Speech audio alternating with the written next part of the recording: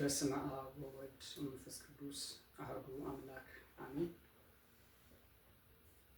የእግዚአብሔር ቤተሰቦች፣ የእመቤታችን የቅድስት ድንግል ማርያም ያደራ ልጆች፣ አጠቃላይ ኢትዮጵያውያን እንደምን ሰነበታችሁ? አምላካችን ፈጣሪያችን ኢየሱስ ክርስቶስ ለዘላለም የተመሰገነ ይሁን። ለዚህ ሰዓት፣ ለዚህ ዕለት፣ ለዚህ ጊዜ አድርሶናልና ክብር ምስጋና ያድርሰው። ዛሬ በአንድ ጉዳይ ላይ እንወያያለን። የአማራ ሕዝብ ኦርቶዶክሳውያን እና ኢትዮጵያውያን በመጀመሪያ ደረጃ የተሸነፉት በዲፕሎማሲ እና በፖለቲካ ትግል ነው። ስለዚህ ይሄንን ሽንፈታቸውን ማሸነፍ አለባቸው የሚል ሀሳብ የሚያቀርቡ አካላት አሉ። እኛም የዚህ ሀሳብ ደጋፊዎች ነን። እንዲያው አጠቃላይ ትግሉን መታገል ያለብን በትጥቅ ትግል ብቻ ነው የሚሉ አካላት አሉ።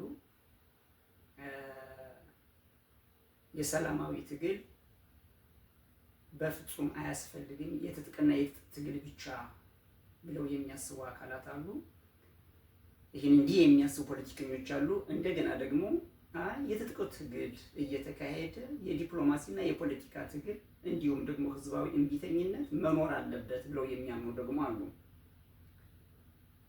የኛም ሀሳብ ይሄን ሁለተኛውን የዲፕሎማሲና የፖለቲካ ትግል እንዲሁም ህዝባዊ እምቢተኝነት ከትጥቅ ትግሉ ጋር አብሮ ሊከናወን ይገባል ብለን እናምናለን። ስለዚህ ይሄን ለማስፈጸም የመጀመሪያው እና መነሻው ነገር ምንድን ነው? መጀመሪያ የአማራ ህዝብ ኦርቶዶክሳውያን እና አጠቃላይ ኢትዮጵያውያን ኢትዮጵያ የምትባል ሀገር እንድትቀጥል የሚፈልጉ ዜጎች ሁሉ መጀመሪያ አንድ የተሸነፉበት ጉዳይ አለ። ያ የተሸነፉት በምንድን ነው? በዲፕሎማሲ እና በፖለቲካ ትግል ነው የተሸነፉት። ይሄን በዲፕሎማሲ እና በፖለቲካ ትግል ሽንፈታቸውን በዲፕሎማሲ እና በፖለቲካ ትግል ማሸነፍ አለባቸው ብለን እናምናለን። የጠመንጃ ትግል ብቻውን የትም ሊያደርሰን ስለማይችል፣ ስለዚህ የመጀመሪያው ነገር ይሄ ነው።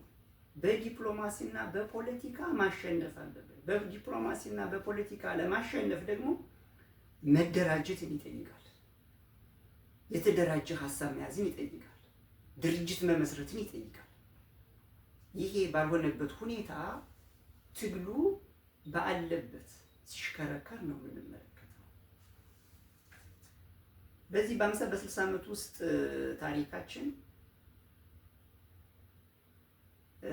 የኢትዮጵያ ሕዝብ፣ የአማራ ሕዝብ፣ ኦርቶዶክሳውያን ስንሸነፍ የቆየ ነው። አንድ ጊዜ ብቻ በፕሮፌሰር አስራት ወልደየስ በሳቸው አንድ ጊዜ ብቻ የማሸነፍ ስራ ተሰርቷል። በ1983 ኢህአዴግ ኢትዮጵያን ሲቆጣጠር ወዲያው ያው እንደምናውቀው የሽግግር መንግስት ተመሰረተ። የሽግግር መንግስቱ ፕሬዝዳንት የነበሩት ጠቅላይ ሚኒስትር ኋላም ጠቅላይ ሚኒስትር የሆኑት አቶ መለስ ዜናዊ የሽግግር መንግስት ፕሬዝዳንት በነበሩበት ጊዜ ፕሮፌሰር አስራት የመአድ ድርጅት ሊቀመንበር ሆነው የዚህ ጉባኤ አባል ነበሩና በዚህ በሽግግር መንግስት ጉባኤ ተገኝተው አንድ ትልቅ ስራ ሰርተዋል። ምናልባትም ለ26 ለ27 ዓመት የኢትዮጵያን ህዝብ እልቂት የታደገ ስራ ሰርተዋል ፕሮፌሰር አስራት። ምንድነው ይኸው ታሪኩ ባጭሩ የምናውቀው ስለሆነ ባጭሩ ላቅርቡ። ኦነግና ህወሓት ሀገር ለማስተዳደር ህገ መንግስት አዘጋጅተው ኢትዮጵያን ለማስተዳደር ወደ አዲስ አበባ ወደ ኢትዮጵያ በገቡ ጊዜ ፕሮፌሰር አስራት ወልደየስ የመአድ ድርጅት ሊቀመንበር ሆነው የሽግግር መንግስቱ አካል በመሆን በዛ የሽግግር መንግስት ጉባኤ ላይ ይገኛሉ። በወቅቱ ምንድን ነው የሆነው? ኦነግ አሩሲ አርባ ጉጉ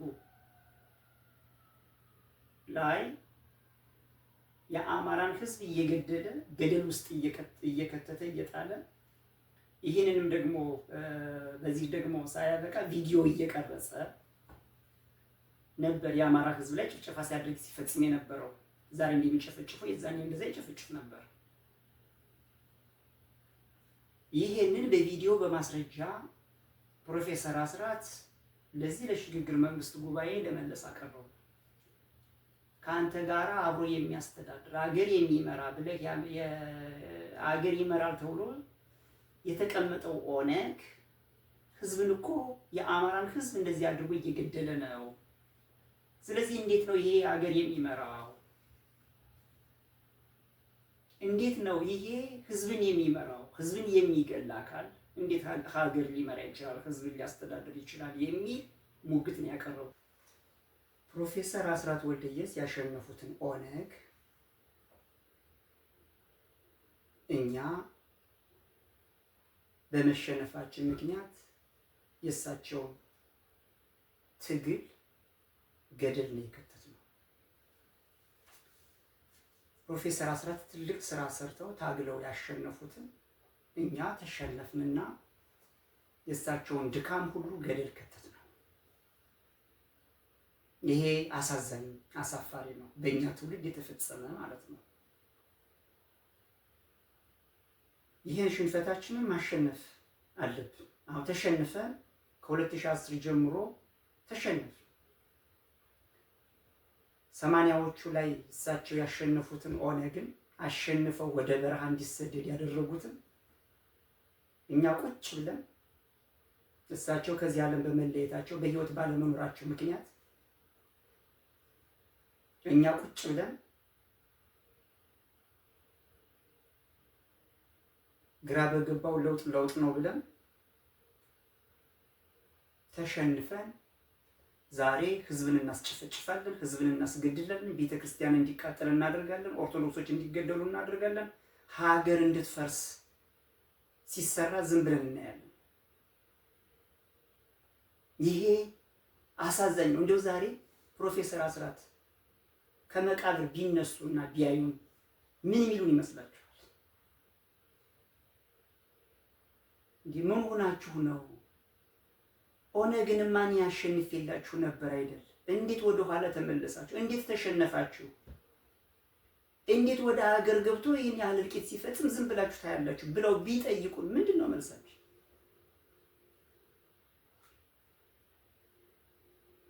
ያ የማዕድ ፓርቲ መኢአድ ተብሎ አለ። አሁንም 2010 2011 ኦነግ ሲገባ ይሄ ፓርቲ ምን ስራ ሰራ? ኧረ ይሄን ፕሮፌሰር አስራት ያስወጡት ድርጅት ነው፣ መግባት የለበትም፣ ህዝብ ይጨፈጭፋል፣ አማራዎችን ይገላል፣ መግባት የለበትም ብሎ ጮኸ። ህዝብን አስተባብሮ እንዳይገቡ የማድረግ ስራ ሰራ? አልሰራም። ግን የእሳቸውን ሌጋሲ ያስቀጥላለሁ ብያለሁ ሁልጊዜ ይቀባጠራል ይሄ ድርጅት። በተግባር ግን የፕሮፌሰር አስራት ወልደየስን ድል ስራ አኩሪ ስራ ማስቀጠል ያልቻለ ድርጅት ነው።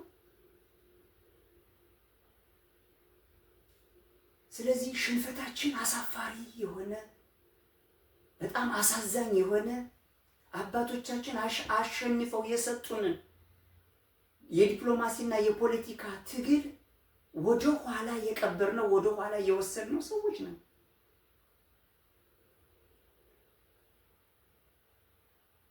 ይህን ሁሉ ነው እንግዲህ ለማሸነፍ መዘጋጀት። ይሄን ሽንፈታችንን ለማሸነፍ የፕሮፌሰር አስራትን አሸናፊነት የዲፕሎማሲ የፖለቲካ ትግል አሸናፊነት ተመልሰን ማምጣት አለብን፣ ማንሳት አለብን። ኦነግ ቀና ብሎ ሰው እንዳይገድል ሊያደርግ የሚችል ስራ መስራት አለብን። ድርጅቱ እንዲንኮታኮት የኦነግ ድርጅት እንዲንኮታኮት ሊያደርግ የሚችል ስራ መስራት አለብን።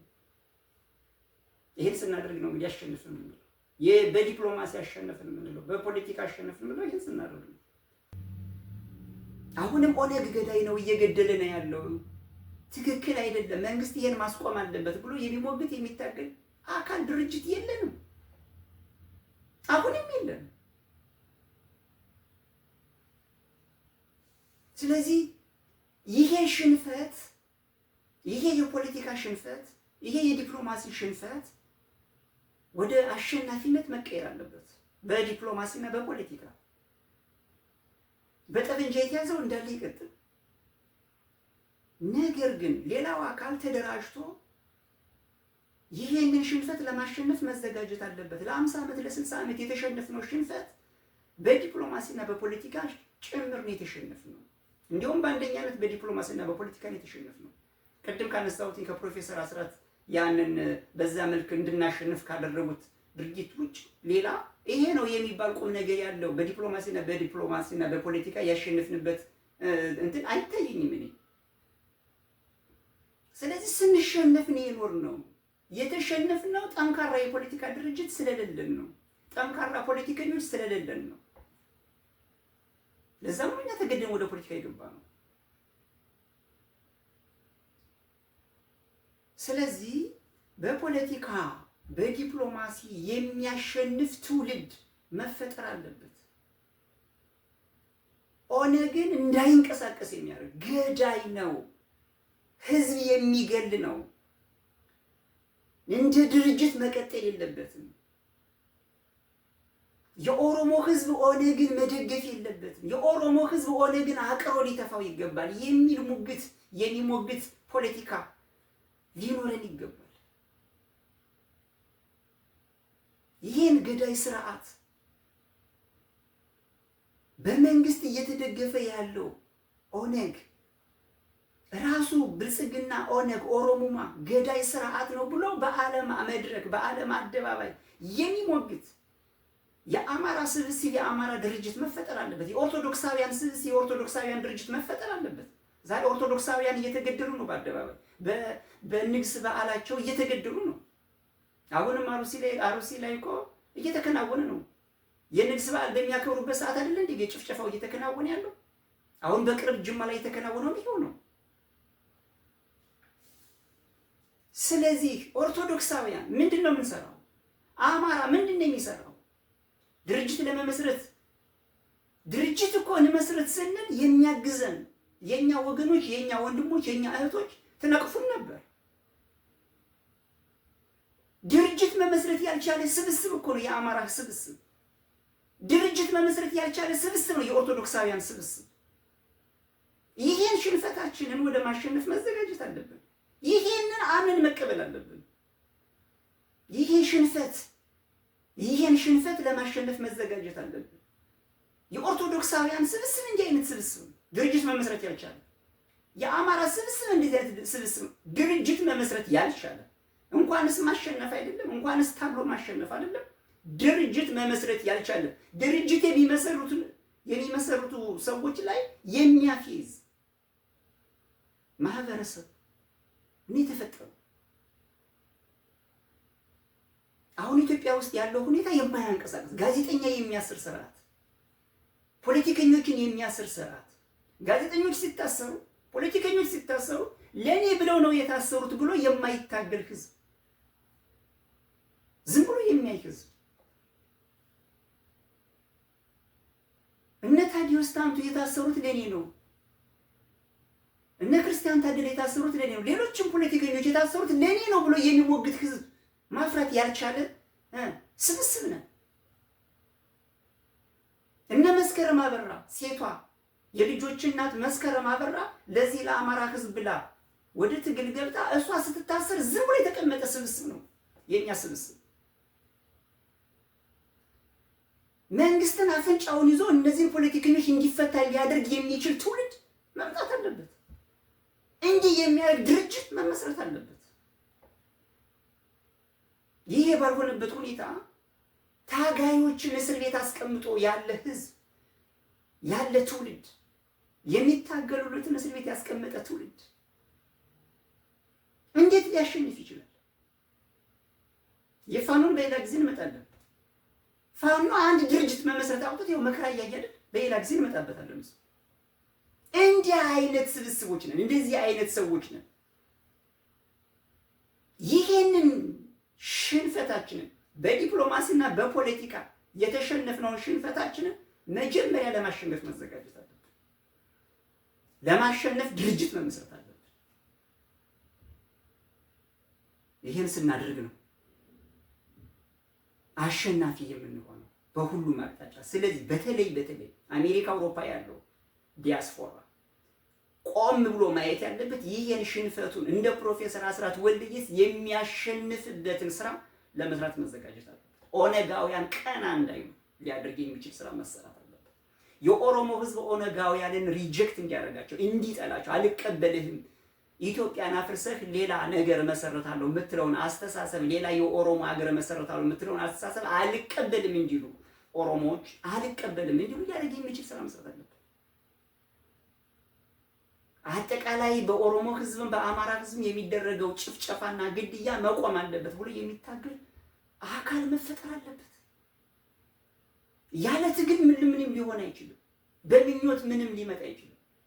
የምንፈልገው ነገር ሊመጣ አይችልም። በመታገል ብቻ ነው። በዲፕሎማሲ ትግል መታገል ያስፈልጋል። በፖለቲካ ትግል መታገል ያስፈልጋል። ስለዚህ በአሜሪካ አውሮፓ ያለው ባለሀብት፣ በአሜሪካ በአውሮፓ ያለው ዲያስፖራ፣ በአሜሪካ በአውሮፓ ያለው ምሁር፣ በአሜሪካ በአውሮፓ ያለው ፖለቲከኛ ምንድነው እየሰራ ያለው? ትግሉን ለፋኖ ብቻ ሰጥቶ እርግፍ አድርጎ ጠበንጃ ሊያዙት ብቻ ሰጥቶ የተቀመጠ ማለት እስኪ ቁም ነገር ያለው ምን እየሰራ ነው? በየአገራት ይሄን የዲፕሎማሲ ስራ ሰርተን በዚህ መንግስት ላይ ጫና የሚፈጥር ስራ እየሰራ ነው። እስኪ የሚታይ ካለ አንድ ሁለት ተብሎ ይቅር። የት አለ? በየአገራት እየሄደ ተጽዕኖ የሚፈጥር ስራ የሚሰራ ድርጅት እኮ መፍጠር ነበረብን።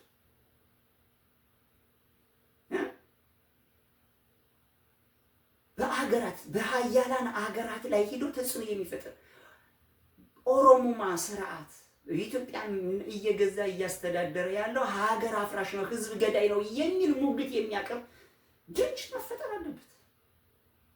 ይህን ባላደረግንበት ሁኔታ እንዴት ነው ልናሸንፍ እንችላለን? ብልጽግናን ማን የደገፈው? የኛ ህዝብ አይደል የደገፈው? ያቆመው ማን ነው? ኦርቶዶክሳውያን አይደል እንዴ? የሚገደሉ ኦርቶዶክሳውያን ናቸው እኮ ደግፈው ያዙት። የሚገደሉ አማራዎች ናቸው እኮ ብልጽግናን ደግፈው ያዙት። እንዳይወድቅ አድርገው ደግፈው እየተንከባከቡ ያዙት። የኛ የሃይማኖት አባቶች አይደላችሁ እንዴ ደግፋችሁ ያዛችሁት?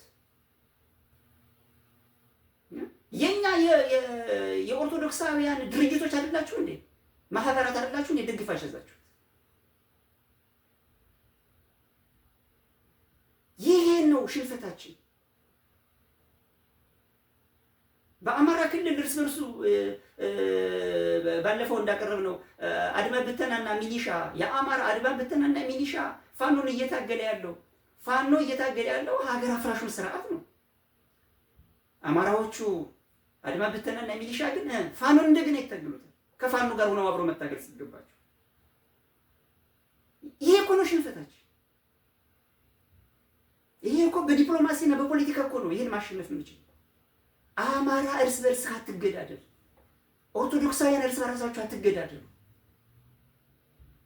የሚል ትግል እኮ ነው የሚያስፈልገው። ስርዓቱን ቀጥ አድርገን የያዝነው አቁመን የያዝነው ቁሞ እንዲሄድ ሕያው እንዲሆን ያደረግነው እኛ ነን። ይሄ ሽንፈታችን ነው። ገዳይን ስርዓት ደግፎ የያዘ ህዝብ፣ ገዳይን ስርዓት ደግፎ የያዘ ፖለቲካ ነው የያዘው። በኢትዮጵያ ያሉ ፖለቲካ ፓርቲዎች ወደ 74 73 ምናምን የሚደርሱ ፖለቲካ ፓርቲዎች አጠቃላይ በሚባል ደረጃ ስርዓቱን የሚያገለግሉ ናቸው። አንድ የረባ ድርጅት የለም። መከራ አይተን የመሰረትናቸው ድርጅቶች ይህን ሌላ ጊዜ እንመጣበት ነው። መከራ አይተን የመሰረትነው ድርጅት የብልጽግና አገልጋይ ሆኖ የይስሙላ መግለጫ የሚያወጣ ድርጅት ነው የተቀመጠው። አጠቃላይ በፖለቲካ ፓርቲዎች በሌላ ጊዜ እመለስበታለሁ። አሁን አጀንዳችን አይደለም። ስለዚህ በአጠቃላይ ትልቁ ክሳራ፣ ትልቁ ውድቀት የፖለቲካና የዲፕሎማሲ ክሳራና ውድቀት ነው። ይሄን ሽንፈታችንን ለማሸነፍ መዘጋጀት አለብን። ጊዜ ሳንሰጥ ሳንውል ሳናድር ጠንካራ ድርጅት መስርተን ተናበን መነቃቀፍን አቁመን ትተን ተግባብተን ጠንካራ ድርጅት መስርተን ሽንፈታችንን መጀመሪያ በዲፕሎማሲና በፖለቲካ ማሸነፍ አለብን። ይሄንን ስናደርግ ነው ወደፊት ማሸነፍ የምንችለው። ይሄንን ሳናደርግ በጠመንጃ እንኳን ብናሸንፍ ተመልሰን በዲፕሎማሲና በፖለቲካ የምንሸነፍ ሰዎች ነን። 83 ላይ እኮ ያየነው የአማራ ታጋዮች እኮ እየተፋለሙ አዲስ አበባ ድረስ ገቡ። ከዛ በኋላ ምንድን ነው? በዲፕሎማሲና በፖለቲካ ተሸንፈው ነው የወደቁት።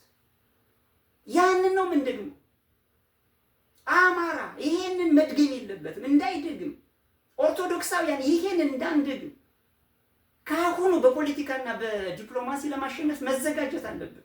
ስራ መስራት አለብን። መንፈሳውያን ወንድሞች እህቶች፣ ፖለቲካውን በርቀት የምንመለከት ሰዎች ወደ ፖለቲካው መምጣት አለብን። በፖለቲካ መታገል ኃጢአት አይደለም። እኛ ወደዚህ የገባ ነው ለእናንተ ምሳሌ አርአያ ለመሆን ነው። ከኛ በፊት የነበሩትና ፕሮፌሰር አስራት ለኛ ምሳሌ ሆኑ። አሁንም ደግሞ ከኛ ጎን ያላችሁ ወንድሞች እህቶች፣ በርቀት ያላችሁ ኑ። ሀገራችን እየፈረሰች ነው። ቤተክርስቲያን እየወደመች ነው። ኦርቶዶክሳውያን በየቀኑ እየተገደሉ ነው። ይሄንን ለመታደግ ይሄ የሰማዕትነት አገልግሎት ነው። ወደ ፖለቲካው ለገንዘብ ብለህ ለሹመት ብለህ ለሽልማት ብለህ አትምጣ። ህዝብን ሀገርን ለመታደግ ቤተክርስቲያንን ለመታደግ ብለህና ይሄን ስናደርግ እንጸድቃለን። ይሄን ስናደርግ እናሸንፋለን። ለሹመት ለሽልማት ለገንዘብ ብለው መጣው ነው የመሰረትነውን ድርጅት ያበላሹልን። ቅድም እንዳሉት በሌላ ጊዜ መመጣበት ሆኖ ስለዚህ አጠቃላይ ኦርቶዶክሳውያን፣ አማራ፣ ኢትዮጵያውያን በፖለቲካና በዲፕሎማሲ ትግል ለማሸነፍ መጀመሪያ መዘጋጀት አለብን። ይሄን ሽንፈት ለማሸነፍ መዘጋጀት አለብን። ለማሸነፍ ደግሞ ድርጅት መመስረት አለብን። ድርጅት ሳንመሰረት እንዴት እንታገላለን? በተናጠል ትግል አሁን እዚህ በዚህ ሚዲያ ይሄንን እያቀረቡ ስለሆነ ታገልኩ ማለት አይደለም። ድርጅት እንድንመሰረት ነው ይሄንን ሚዲያ መመስረት ያስፈልገው። በዚህ ሚዲያ መናገር የፈለጉት ወይም ደግሞ የምንናገረው በዚህ ሚዲያ ድርጅት እንድንመሰረት ነው እንጂ ግለሰቦች በሚዲያ ወጠን ስለጮህነ ስለፈለፈን ምንም የሚመጣ ነገር የለም። ሚዲያዎች ብቻቸውን ስለጮሁ ምንም የሚመጣ ነገር የለም። ድርጅት መመስረት አለብን። ሽንፈታችን ቀጥ ያለ የማይወድቅ በውስጥም በውጭም የማይወድቅ ድርጅት፣ ቀጥ ያለ ጠንካራ ድርጅት መመስረት አለብን። ይሄን ስንመሰረት ነው በዲፕሎማሲ በፖለቲካ የምናሸንፈው። ድርጅት መመስረት ያልቻለ ህዝብ፣ ድርጅት መመስረት ያልቻለ ማህበረሰብ ሊያሸንፍ አይችልም። አድማጮቻችንን እስከ መጨረሻው ስለተከታተላችሁን ከልብ እናመሰግናለን። ቀጣይ ዝግጅቶቻችን እንዲደርሷችሁ ሰብስክራይብ ያድርጉ። ዝግጅቶቻችን ለሌሎች ወገኖቻችን እንዲደርሱ ላይክ፣ ሼር እና ኮመንት በማድረግ ይተባበሩ።